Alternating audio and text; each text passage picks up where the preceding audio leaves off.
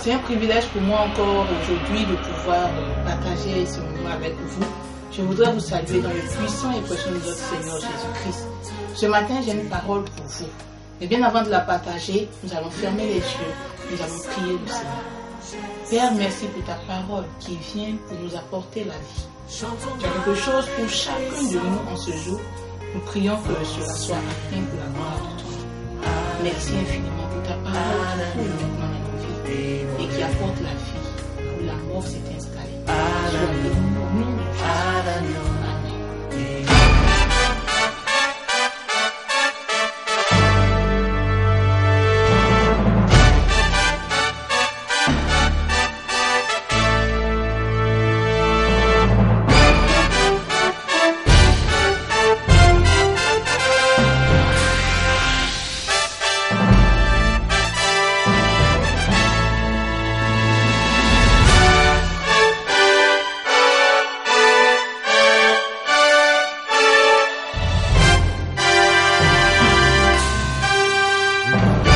Ce matin, j'ai une belle parole pour vous, pour chacun de vous en ce jour.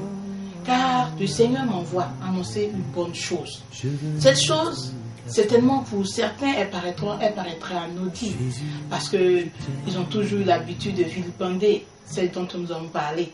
Mais je voudrais te parler ce matin, en ce jour, de la femme, créature de valeur pour Dieu.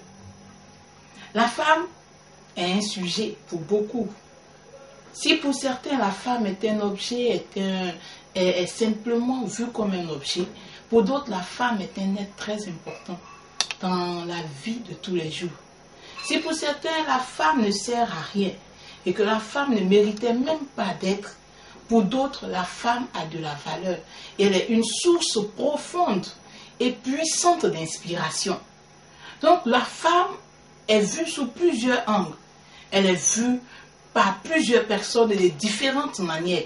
Mais ce matin, je voudrais te partager quelque chose qui est de savoir que la femme est une créature de valeur. Loin de moi la pensée de faire les éloges de la femme. Loin de moi la pensée de vouloir élever la femme au-dessus de tout. Non, mais montrer qui est la femme. Afin que chaque femme, où qu'elle se trouve, se rende compte qu'elle a de la valeur. Afin que chaque homme, où qu'il soit, qui a une femme ou qui n'en a pas, se rende compte qu'il est important pour lui d'avoir une femme et de savoir que cette femme qu'il a de la valeur. Si tu sais qu'elle a de la valeur, si tu la reconnais en tant que telle, alors tu pourras exploiter ces valeurs-là. Donc, femme, créature de valeur. Notre passage se trouvera dans le livre de la Genèse. À la Genèse, nous voyons la création. Nous aimons bien à partir de la Genèse, parce que c'est là que la femme a été créée. Nous voyons à partir du verset 18 jusqu'au verset 24, nous allons lire ce passage. L'Éternel Dieu dit, Genèse chapitre 2, verset 18 jusqu'au verset 24. L'Éternel Dieu dit, il n'est pas bon que l'homme soit seul. Je lui ferai une aide semblable à lui. L'Éternel Dieu forma de la terre tous les animaux des champs et tous les oiseaux du ciel, et il les fit venir vers l'homme pour voir comment il les appellerait, et afin que tout être vivant porta le nom que lui donnerait l'homme. Et l'homme donna des noms à tout le bétail, aux oiseaux du ciel, à tous les animaux des champs. Mais pour l'homme, il ne trouva point d'aide semblable à lui. Alors l'Éternel Dieu fit tomber un profond sommeil sur l'homme. Et qui s'endormit, il prit une de ses côtes et referma la chair à sa place. L'Éternel Dieu forma une femme de la côte qu'il avait prise de l'homme. Et l'Éternel Dieu forma une femme de la côte qu'il avait prise et il la mena vers l'homme. Et l'homme dit, voici, cette fois c'est qui est os de mes os et chair de ma chair. On l'appellera femme parce qu'elle a été tirée de l'homme. C'est pourquoi l'homme quittera son père et sa mère et s'attachera à sa femme et ils deviendront une seule chair. Amen. Parler de la femme, créature de valeur pour Dieu, c'est pouvoir au travers de ce texte révéler des éléments qui montrent réellement que la femme a de la valeur pour Dieu. Nous allons voir quelques éléments rapidement. Le premier élément qui montre que la femme a de la valeur, c'est le fait que la femme a été créée à la dernière position. Elle est la dernière de la création que Dieu a eu à effectuer. La parole de Dieu nous dit que Dieu a eu 6 jours pour travailler. Il a créé et étendu les cieux et la terre. Il a mis la mer, il a mis les océans, il a mis tout ce qu'il voulait mettre. Sur la terre, il a mis tout ce qui devait renfermer la terre. Dans les cieux, il a mis tout ce qu'il fallait également. Et il a mis l'homme pour gérer toutes ces choses-là. Dieu s'est reposé. Il pensait qu'il avait fini. Mais il s'est rendu compte que quelque chose n'allait pas. Il s'est rendu compte que quelque chose manquait. Et il vient se dédier en fait. Dieu vient dire une autre chose. Dieu qui avait dit, tout est bon, tout est bon, tout est bon. Quand on lit le récit de la création, dans le chapitre 1, on se rend compte qu'au chapitre 2, le verset 18, il est dit, l'Éternel Dieu dit, il n'est pas bon. Dieu vient dire qu'il n'est pas bon. Voici que Dieu vient dire qu'il n'est pas bon. Et qu'est-ce qui n'est pas bon? Il n'est pas bon que la création soit sans l'homme. Il n'est pas bon que la création, du moins, soit sans la femme. Il n'est pas bon qu'il y ait une si belle nature, un si beau décor, qu'il y ait de si bonnes choses sans une femme. Et la femme a été créée en dernière position. Elle est donc comme la Benjamin de la création. Si vous demandez aux parents, comment ils considèrent leur Benjamin? Ce sont des enfants choyés, des enfants qui ne manquent de rien, des enfants par lesquels même les plus grands sont obligés de passer pour pouvoir obtenir quelque chose des parents. La femme a de la valeur en ce sens qu'elle est la dernière de la création. Elle est précieuse aux yeux de Dieu. Elle est importante pour Dieu. Elle est importante dans le royaume de Dieu. Elle est importante dans la maison de Dieu. Et Dieu dit, il n'est pas bon qu'il y ait une si belle créature sans une femme, qu'il y ait de si grandes choses sur la terre, dans les cieux, sans une femme. Voici un élément qui révèle la valeur de la femme. Un deuxième élément qui révèle la valeur de la femme, c'est la manière dont la femme est venue sur la terre. Les versets nous disent, à partir du verset 20, dans le passage que nous avons lu, on dit l'Éternel Dieu forma, 19, l'Éternel Dieu forma de la terre, du format de la terre, tous les animaux des animaux, des champs et tous les oiseaux du ciel. C'est avec la terre, c'est avec la parole que Dieu a fait ce qui existait. Le cosmos, c'est tout ce qu'il renfermait. Pour faire l'homme, Dieu a pris de la boue. La parole de Dieu nous déclare que la femme est apparue dans cette belle création de manière particulière. Elle n'a pas été faite comme tout le monde. La femme n'a pas été façonnée comme les autres. Elle a été faite d'une manière particulière. Et la venue de la femme a même mis la vie de l'homme en danger. Au point où Dieu est obligé d'endormir l'homme, genre une anesthésie, pour pouvoir faire une intervention chirurgicale. Le texte nous dit que Dieu a ouvert le côté de l'homme pour lui enlever une côte. Donc la femme n'a pas été faite de matière qui pourrait se retrouver dans la nature comme ça. Mais Dieu a choisi de prendre la côte de l'homme, quelque chose qui était inséré, caché en l'homme, pour fabriquer, pour forger. Il n'a pas parlé pour qu'une femme apparaisse. Mais Dieu dit, il a pris la côte et il l'a façonnée. Il a travaillé la côte au point où il a fait sortir quelque chose d'agréable. Oui, je peux me permettre de dire que Dieu a fait quelque chose d'agréable. Dans la mesure où Adam, qui était censé dormir, notre Adam qui était endormi, lorsqu'il s'est réveillé, qu'il a vu la femme que Dieu avait amenée vers lui, on dit Adam ne s'est pas retrouvé. Il n'a pas pu s'empêcher de s'exclamer. Adam a crié. Ah! Mais quand on voit le point d'exclamation à la fin, c'est dire que c'était l'émotion. Adam était content. Il venait de voir quelque chose qu'il n'avait pas vu depuis tout ce temps qu'il avait passé au milieu des animaux.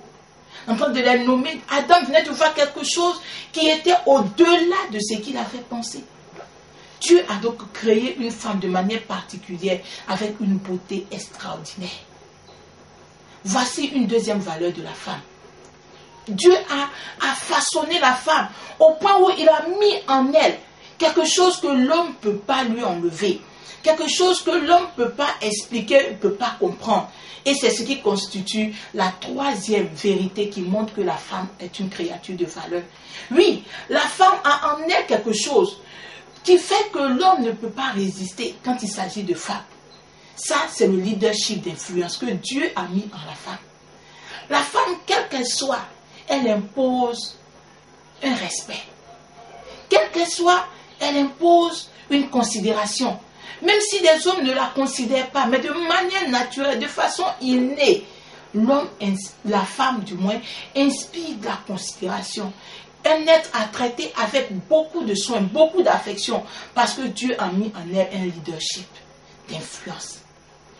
Oui, cette valeur-là, Dieu l'a cachée en la femme. Et cela montre encore le fait que la femme a de l'importance, mérite d'avoir de l'importance aux yeux des hommes. Ce leadership d'influence se traduit par des faits très simples. Prenons un cas très simple. Un homme qui va dans un bureau pour un problème d'embauche. Dès qu'il ouvre la porte, peut-être sans frapper, on lui dira, oh, qu'est-ce que vous voulez? Sortez. Une femme viendrait, ferait la même chose. Je vous assure que l'homme qui serait assis derrière la table ne renverrait pas cette femme-là ici. Alors, bonjour, que puis-je faire pour vous? Il serait amené à utiliser une méthode plus galante. Parce que en la femme se trouve ce leadership d'influence. Quand elle passe, partout où elle se trouve, cela se répand. Parce que Dieu a mis cela en elle. Dieu a mis cela en elle parce qu'il savait qu'il lui fallait cela pour qu'elle puisse venir combler le vide de l'homme. Et Dieu l'a appelée aide. Si elle n'avait pas ce pouvoir d'influencer, il serait difficile d'apporter l'aide à l'homme qui se voit toujours fort, robuste, celui à qui on ne peut rien apprendre. La femme a en elle un leadership d'influence que l'homme ne peut contester. C'est un don de Dieu. Oui, elle en est un leadership d'influence qui impose la galanterie autour d'elle, qui impose qu'on la respecte. En plus de ces trois éléments, il y a un quatrième élément qui s'ajoute et qui est irréversible aussi, qui montre que la femme est un être de valeur. Dieu a créé et après Dieu, il n'y a plus eu quelqu'un qui puisse perpétrer la création ou l'œuvre de la création. Dieu a accordé ce mystère-là à la femme, le mystère de la procréation. L'homme peut aujourd'hui voir son épouse être enceinte, peut voir des femmes enceintes, voir le ventre évoluer, voir la grossesse évoluer, mais ne peut pas ressentir, ne peut pas sentir les choses telles que la femme les sent ou les vit en elle. Ça, c'est un don de l'Éternel pour donner à la femme de comprendre encore qu'elle a de la valeur. Oui, c'est quatre éléments seulement pour dire que femme, tu as de la valeur. Que les hommes sachent ou non, Dieu sait que tu as de la valeur. Parce qu'il a mis ces valeurs-là en toi. Depuis ta conception, avant même que tu ne sois, Dieu avait déjà prévu ces choses de valeur dans ta vie. Tu as de la valeur. Mais la question est de savoir aujourd'hui, est-ce que ces choses de valeur que Dieu a mis en nous, nous les exploitons comme Dieu l'attendait?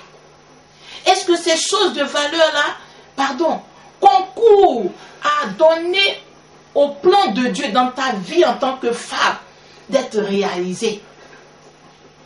Comme premier élément, Dieu t'a créé dernier de la création, Benjamin de la création, pour que tu sois à mesure de te présenter à lui, demander ce qu'il faut pour ta maison, pour ta famille, pour tes enfants, pour ton époux, afin que tous ne manquent de rien.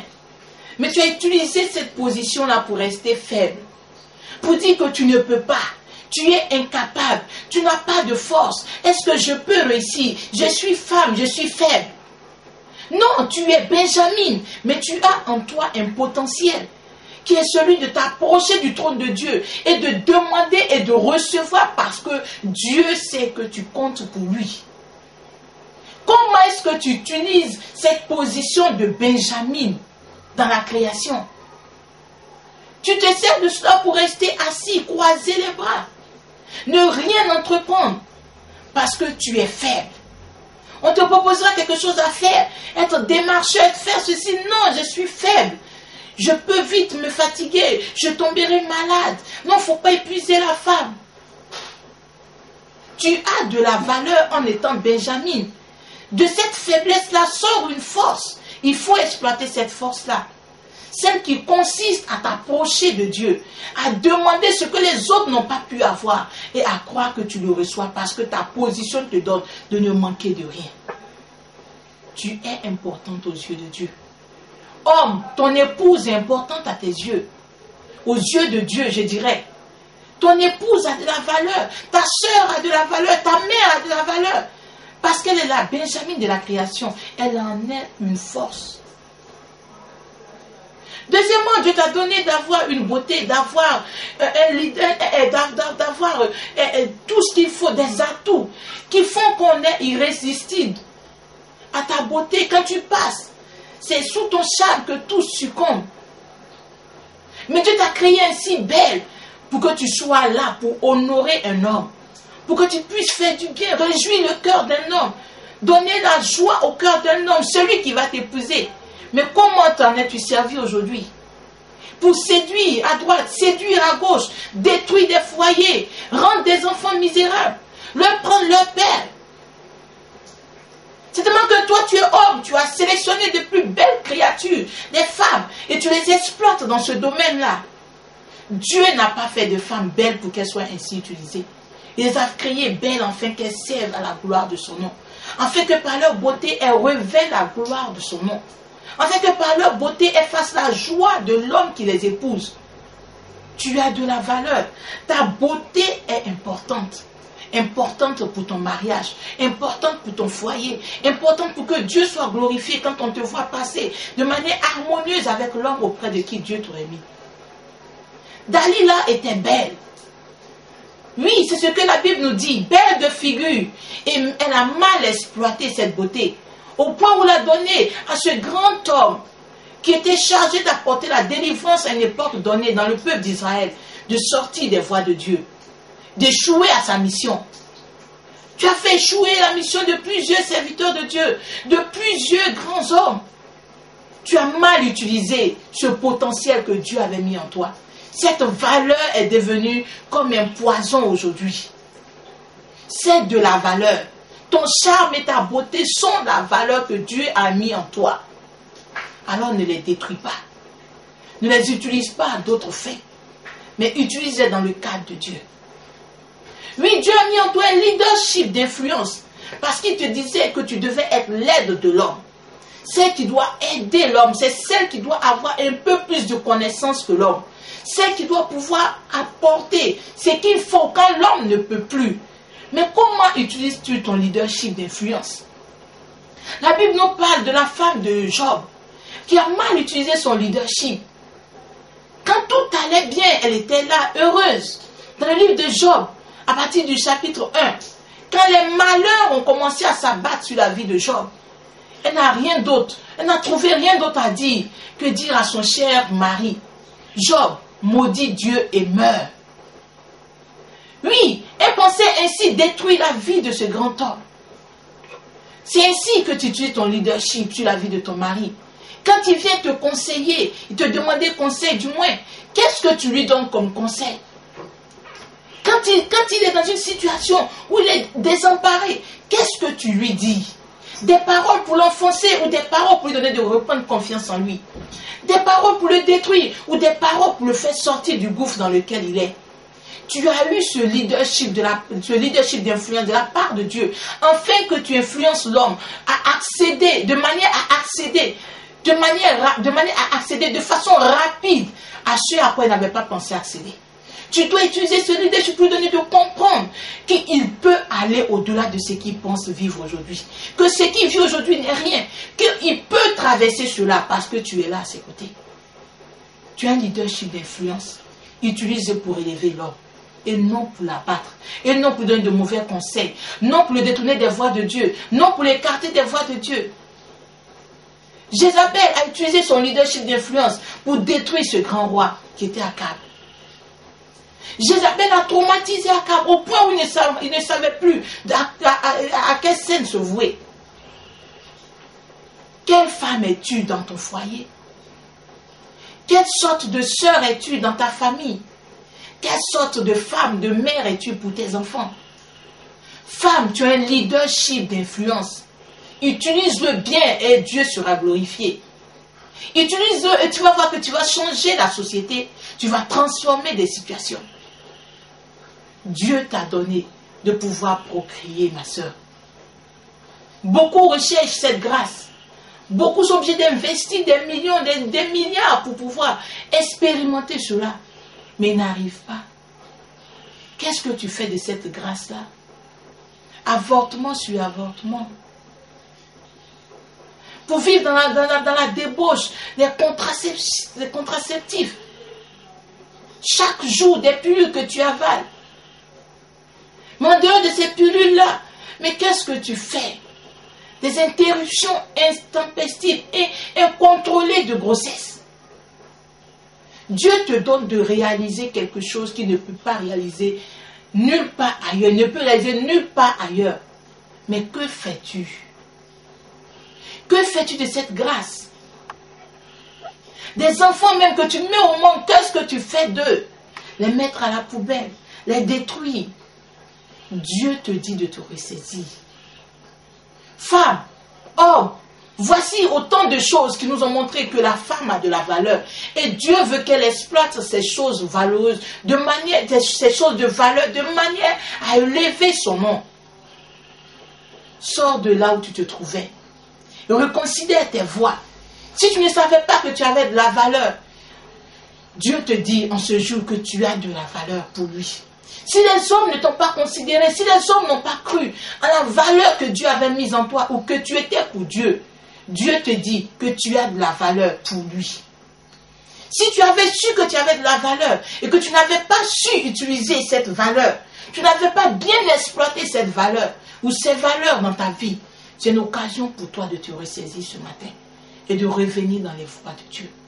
Dieu t'attend. Il te lance un appel ce matin afin que tu sortes de la faiblesse et que tu parviennes à la force. Que tu sortes de l'immoralité et que tu parviennes à la vie d'une femme responsable, mature. Que tu sortes de la vie de débauche pour que tu ranges ta vie selon le plan de Dieu. Et que tu réalises que pour Dieu, tu as de la valeur. Prie le Seigneur et qu'il révèle ces valeurs-là dans ta vie. Et s'il les révèle, qu'il te donne la force de pouvoir les utiliser. Que le Seigneur te bénisse. Si ce message t'a fait du bien et que tu voudrais avoir des informations ou avoir une prière en ligne, appelez rapidement au 22 50 47 80 ou au 07 90 47 56. Que Dieu vous bénisse.